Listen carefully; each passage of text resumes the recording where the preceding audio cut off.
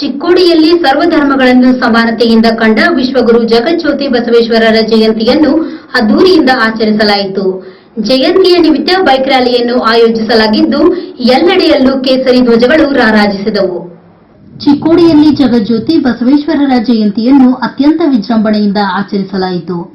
ಜಯಂತಿ ನಿಮಿತ್ತ ನಗರದ ಎಲ್ಲೆಡೆಗಳಲ್ಲಿ ಕೇಸರಿ ಧ್ವಜಗಳು ರಾರಾಜಿಸುತ್ತಿದ್ದವು. ಅದ್ದೂರಿ ಮೆರವಣಿಗೆಯಲ್ಲಿ ಬಸವೇಶ್ವರರ ಭಾವಚಿತ್ರದೊಂದಿಗೆ ಸಾಗಿದ ಬಸವ ಸ್ವರೂಪಿ ಎತ್ತುಗಳು ಮೆರವಣಿಗೆಯಲ್ಲಿ ಪಾಲ್ಗೊಂಡು ಜಗಜ್ಯೋತಿ ಬಸವೇಶ್ವರರಿಗೆ ನಮನ ಸಲ್ಲಿಸಿದವು. ಯುವಕರಿಗಾಗಿ ಬೈಕ್ ರ್ಯಾಲಿಯನ್ನು ಹಮ್ಮಿಕೊಳ್ಳಲಾಗಿದ್ದು ಯುವಕರು ಅತ್ಯಂತ ಉತ್ಸಾಹದೊಂದಿಗೆ ರ್ಯಾಲಿಯಲ್ಲಿ ಪಾಲ್ಗೊಂಡಿದ್ದು ಕಂಡುಬಂತು. ಜಯಘೋಷಗಳು ಹಾಗೂ ಕೇಸರಿ ಧ್ವಜಗಳ ರಾರಾಜಿಸುವಿಕೆಯಲ್ಲಿ ಸಾಗಿದ ಬೈಕ್ ರ್ಯಾಲಿ ನೋಡುಗರಲ್ಲಿ ಉತ್ಸುಕತೆಯನ್ನು ಮೂಡಿಸಿತ್ತು. ಕಾರ್ಯಕ್ರಮದಲ್ಲಿ ನೂರಾರು ಸಂಖ್ಯೆಯಲ್ಲಿ ಸಾರ್ವಜನಿಕರು ಪಾಲ್ಗೊಂಡಿದ್ದು ಕಾರ್ಯಕ್ರಮಗಳ ಯಶಸ್ಸಿಗೆ ಕಾರಣರಾದರು. ಕಾರ್ಯಕ್ರಮಕ್ಕೆ ಆಗಮಿಸಿದ್ದ ಚರ್ಮೂರ್ತಿ ಮಠದ ಮಹಾಸ್ವಾಮೀಜಿಗಳು ಮಾತನಾಡಿ, ಯುವಕರು ವ್ಯಸನಮುಕ್ತ ಸಮಾಜ ನಿರ್ಮಿಸುವಲ್ಲಿ ಯುವಕರ ಪಾತ್ರ ಬಹುಮುಖ್ಯ ಎಂದು ತಿಳಿಸಿದರು. ವಚನಗಳನ್ನು ಅರ್ಥೈಸಿಕೊಂಡು ನಿಜಜೀವನ ಬದುಕುತ್ತಾದರೆ ವ್ಯಸನಮುಕ್ತ ಸಮಾಜ ನಿರ್ಮಾಣ ಆಗ್ತದೆ ಅಂತಕ್ಕಂಥ ಮಾತನ್ನ ಹೇಳ್ತಾ ನಾವೆಲ್ಲ ಶಾಂತ ರೀತಿಯಾಗಿ ಈ ಒಂದು ರ್ಯಾಲಿಯನ್ನ ಚಿಕ್ಕೋಡಿಯಲ್ಲಿ ನಡೆಸಬೇಕು ಅಂತಕ್ಕಂಥ ಮಾತನ್ನು ಕೂಡ ಹೇಳ್ತಾ ಎರಡು ಮಾತು ಗಮನ ಕೊಡ್ತಾ ಇದೆ. ನಂತರ ಜಗದೀಶ್ ಕವಟಿಮಠ್ ಮಾತನಾಡಿ, ಬಸವಣ್ಣವರ ಸಂದೇಶಗಳನ್ನು ಸಾರುತ್ತಿರುವ ಈ ಜಯಂತಿಯು ಅತ್ಯಂತ ವಿಶೇಷವಾಗಿದೆ ಎಂದು ತಿಳಿಸಿದರು. ಇವತ್ತು ಸ್ವಾಭಿಮಾನದ ಸಂಕೇತವಾಗಿ ಕಾಯಕವೇ ಕೈಲಾಸ ಅಂತ ಹೇಳಿ ಸಾರುವಂತ ಸರ್ವ ಜೀವಾತ್ಮರಿಗೆ ನಿರಸನೆ ಬಯಸುವಂತ ಬಸವಣ್ಣವರ ಜಯಂತಿಯ ಒಂದು ಸಂದೇಶವನ್ನು ಸಾರುವಂತ ಈ ಒಂದು ಯುವಕರ ಬೈಕ್ ರ್ಯಾಲಿ ಚಿಕ್ಕೋಡಿ ನಗರದಲ್ಲಿ ಮಾಡ್ತಾ ಇರೋದು ಒಂದು ಹೆಮ್ಮೆ ವಿಷಯ.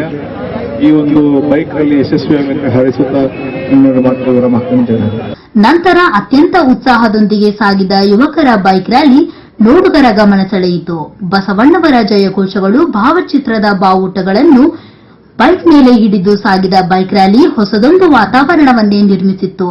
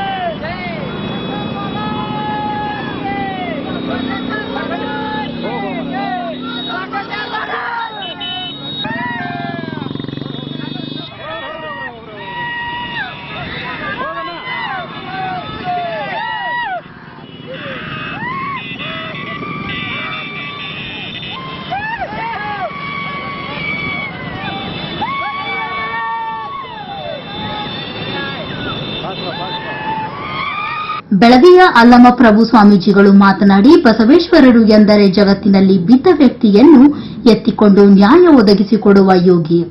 ಜಗಜ್ಯೋತಿ ಬಸವಣ್ಣವರು ಎಂದರು. ಮೋಟಾರ್ ಬೈಕ್ ರ್ಯಾಲಿಯಲ್ಲಿ ಬಂದಿದ್ದೀರಿ. ನಮಗೆ ಇಷ್ಟು ದಿವಸ ಬಸವ ಜಯಂತಿ ಮಾಡಿದ್ವಿ, ಆದ್ರೆ ಬಸವಣ್ಣ ಅಂದ್ರೆ 4 ಕಾಲಿನ ಎತ್ತಂತ ತಿಳ್ಕೊಂಡಿದ್ವಿ. ಆದ್ರೆ ಬಸವಣ್ಣ ಅಂದ್ರೆ 4 ಕಾಲಿನ ಎತ್ತಲ್ಲ, ಅವ ಸಮಾಜದಲ್ಲಿ ಬಿದ್ದವನ್ನ ಎತ್ತುಕೊಳ್ಳಕ್ಕೆ ಬಂದಿರತಕ್ಕಂಥ ಕಲ್ಯಾಣದ ವಿಶ್ವಗುರು ಬಸವಣ್ಣ ಅನ್ನೋದನ್ನ ಇವತ್ತಿನ ದಿವಸ ನಮ್ಮ ವಯಸ್ಸಿಗೆ ಬಂದ ಯುವಕರ ಜಗತ್ತಿಗೆ ಸಾರ್ತಾ ಇದ್ದೀರಿ.